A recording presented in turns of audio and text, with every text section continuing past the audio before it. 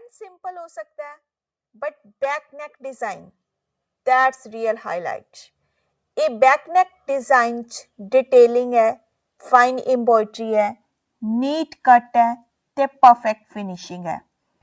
Round ਹੋ, ਵੀ shape ਹੋ ਜਾਂ ਡੀਪ ਡਿਜ਼ਾਈਨਰ ਕੱਟ, ਹਰ ਡਿਜ਼ਾਈਨ 'ਚ ਇੱਕ ਕਲਾਸੀ ਸਟੇਟਮੈਂਟ ਹੈ। ਪਿੱਛੇ ਦਾ ਲੁੱਕ ਇੰਨਾ ਐਲੀਗੈਂਟ ਹੈ ਕਿ ਸੂਟ ਪਲੇਨ ਹੋਵੇ ਫਿਰ ਵੀ ਆਊਟਫਿਟ ਲੱਗਦੀ ਹੈ designer made. Back neck designs are perfect for festival wear, parties ਤੇ special occasions। Light embroidery, clean edges ਤੇ comfortable fitting all in one। ਜੇ ਤੁਸੀਂ ਚਾਹੁੰਦੇ ਹੋ simple front with stunning back look, then back neck designs are must try this season।